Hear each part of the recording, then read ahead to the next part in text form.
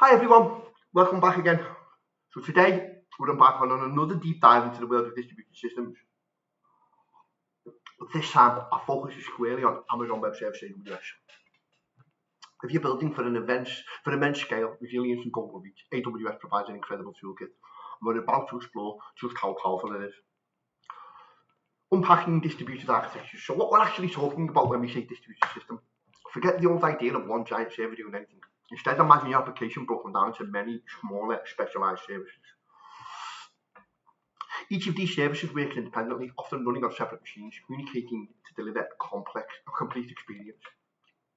This approach unlocks incredible agility, allowing parts of your system to scale independently. So you might have basically a log-on service, and you might have basically a process sales service. You can have maybe 4 or 5 versions of the log-on service, 5 of the versions of the process sales service, depending on how your customers act.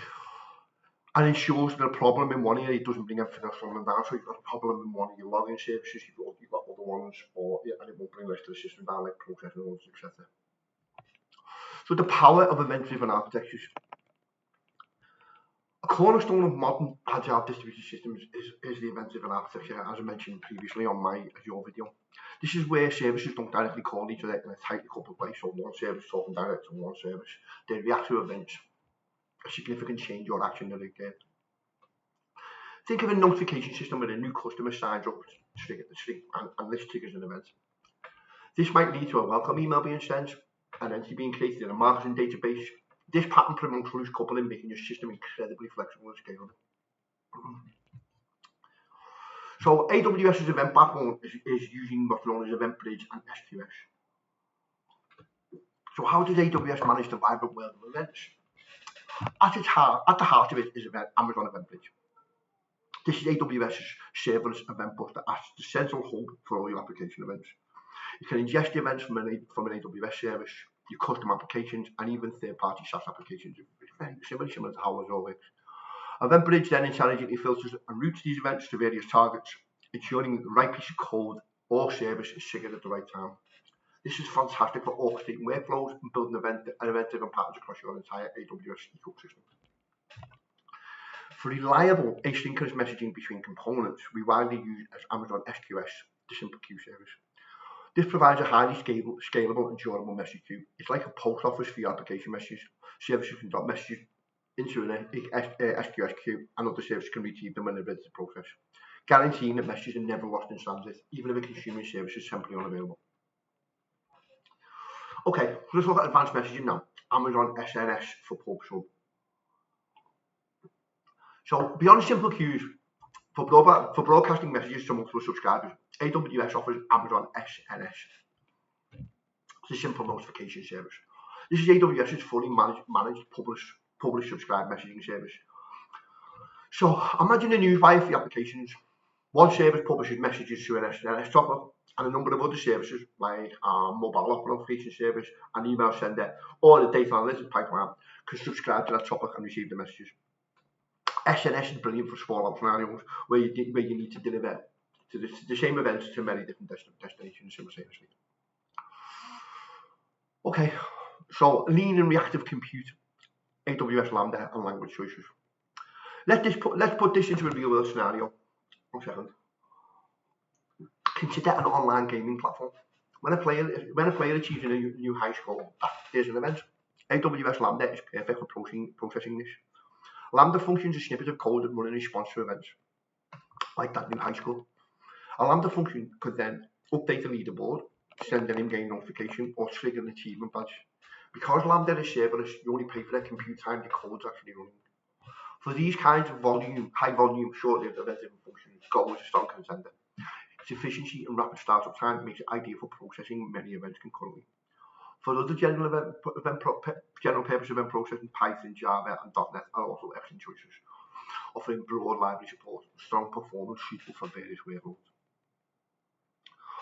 Okay, so next let's look at orchestrating complex workflows using AWS step functions.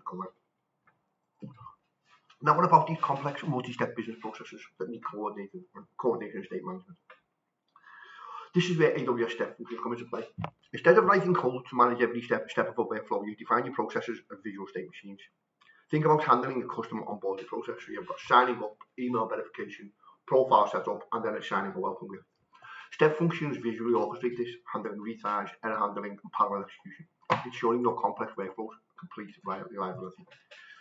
While step functions themselves are defined in adjacent-based language, the Amazon Estates language, the individual steps in your workflow are often implemented using AWS Lambda functions. For these Lambda functions, as mentioned earlier, Python, Java, or .NET are all excellent choices as well as Golang, allowing you to implement specific logic for each step in the language your team is most comfortable with. The power here is step functions orchestrating the execution of the language's specific functions. Okay. So let's move on to managing flows with queues. Using a logistic example. Let's look at another example for queue-based processing. Imagine a logistics company receiving thousands of delivery requests per second. Each request is an individual message that needs to be processed. The company can drop these requests into an Amazon SQS queue. A fleet of route optimization services then picks up these messages, calculates the most efficient delivery route, and perhaps sends the optimized route to another queue for a driver dispatch service. This ensures that even during peak times, no requests are lost and processing can scale independently. For building these processing services, these queue processing services, as previously mentioned, Python, Java, and .NET are all excellent choices. Python is fantastic for rapid development and is often chosen for data-heavy processing or integration. Java offers unparalleled robustness for maturity for large-scale enterprise applications, and it's known for its stable runtime. And obviously, .NET provides a modern, high-performance environment with strong asynchronous capabilities and excellent tuning, making it a very capable choice for reliable message processing. Okay, so we've discussed the various different types of, if you like, implementations of code and logic within your event-driven service, an event-driven application with AWS. Let's look at our APIs front door using AWS API Gateway. So we've built all these services. How do you securely and efficiently expose them to web or mobile applications, or even third-party partners? That's where AWS API Gateway steps in. It acts as a fully managed front door for your APIs. You can create, publish, secure, and manage APIs at any scale. It handles critical aspects like authentication and authorization with AWS identity and access management. It handles request filtering, caching, and even transforming API requests before they hit your backend services. It's essential for providing a consistent, secure interface to your distributed architecture.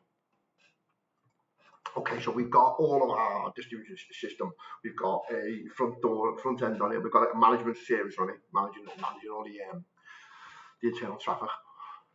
Now let's look at global reach and resiliency. Obviously, the vast majority of enterprise distributed systems are global. So let's look at AWS CloudFront and Route 5.3. For applications serving a global audience, you need more than just regional deployments. This is where AWS shines with services like Amazon CloudFront and Amazon Route 5.3. CloudFront is AWS's content delivery network, acting as an edge location for your content, caching closer to your users for faster delivery. It also provides a web application firewall for security at the edge. Amazon Route 53 is AWS's highly available, scalable domain name system web service, DNS service. It can intelligently route traffic to the healthiest or closest available endpoints, even across multiple AWS regions, significantly enhancing your application's global resilience and performance. Okay, so now we've got our system, we need to look what's inside. So let's look at observability and with CloudWatch and X-Ray. When you're running complex distributed systems, knowing what's happening inside them is paramount. This is where observability comes in. AWS provides tools like Amazon CloudWatch for monitoring metrics, logs, and setting up alarms across all your AWS resources. And crucially, AWS X-Ray provides distributed tracing, allows you to visualize the entire request path and establish the various services. This end-to-end view is absolutely critical for quickly identifying latency bottlenecks and debugging issues in a complex microservice environment, ensuring your users have a seamless experience. Okay, so we've mentioned how you build an AWS distributed system, but obviously let's look at other core AWS services. AWS is an enormous platform. We've only touched on the highlights, but there are a few more essential services for building distributed systems. Databases. For highly scalable NoSQL options like Amazon DynamoDB, to manage relational databases like Amazon RDS, including Aurora, PostgreSQL, MySQL, etc. AWS offers a database for every workload. Storage. So beyond queues, Amazon S3 is the industry standard for storing for object storage, perfect for vast amounts of unstructured data. Compute. Besides Lambda, Amazon EC2 gives you full control over virtual services, and Amazon EKS Elastic Kubernetes service is your go-to for managed clusters. Integration. Services like Amazon Kinesis handles real-time data streaming, while Amazon MQ offers managed message brokers for legacy applications. It's a really useful system that if you still want to stay legacy. So there you have it, a comprehensive, unique look at engineering powerful, resilient distributed systems on Amazon Web Services. Hopefully this has sparked some new ideas and given you a solid roadmap. Please like and subscribe if you wish to discuss this further. And if anybody needs any help at all on any of these concepts, please contact me. I'd be more than happy to help. Thank you for watching this video and hope you have a lovely day. Bye bye.